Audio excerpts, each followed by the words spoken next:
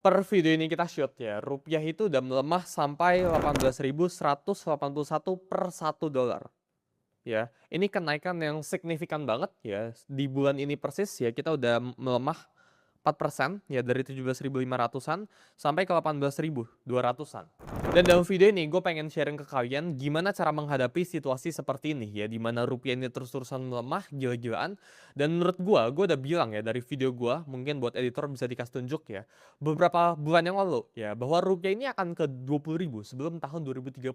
Gue udah bilang ya, yang namanya itu fiat currency atau mata uang itu udah pasti selalu melemah. Kenapa? Karena pemerintah, bank sentral di luar sana, kita nggak ngomongin di Indonesia doang, ya di luar negeri dan sebagainya, itu bisa cetak uang terus-terusan.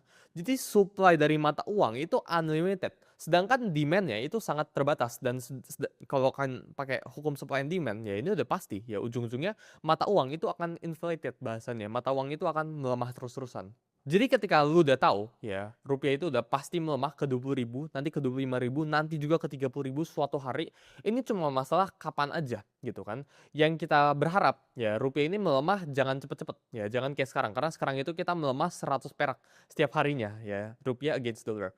Nah sebenarnya ya, dalam video ini gue pengen sharing ke kalian 3 solusi yang lu bisa terapin ya ke hidup lu buat menghadapi krisis badai ekonomi seperti sekarang ya. Ini pribadi gue terapin ke diri gue ya. Jadi dalam video ini gue pengen bahas.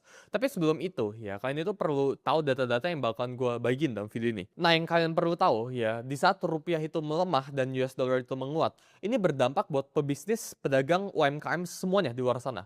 Buat gue pribadi pun sangat-sangat berdampak ya. Jadi kalau kalian tahu, gue itu ada build sebuah platform namanya itu content.com. Itu platform buat Clippers itu cari uang gitu ya. Jadi mereka itu bisa submit video, dan video ini itu ketika dapat views mereka itu bisa hasilin uang gitu.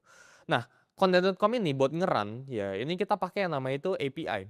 Ya, jadi kita ngambil dari luar negeri gitu. Kita ngambil data dari US. Dan ketika US dollar ini menguat dan rupiah ini melemah, cost kita itu naik. Ya, jadi kita tahun ini ya, kita udah cost gue buat ngeran content.com itu udah naik 11% ya, karena rupiah itu udah melemah 11%. Kita juga lihat ada data ya, pedagang tahu tempe udah mulai rasakan dampak pelemahan rupiah. Jadi misal ya, tempe itu import dari luar negeri ya. Awalnya ya, buat beli 10 kali tempe ini butuh $1. Dulu $1 itu 16.000 contohnya. Sekarang ya, buat beli 10 tempe ini masih tetap sama $1. Tapi satu tempe ya, $1 ya, ini udah di 18.000. Jadi pedagang ini udah bayar 2.000 lebih banyak, alias inflasinya itu 200 perak per tempe. Gitu ya. Jadi ketika kita bilang ya, apakah rupiah ini melemah langsung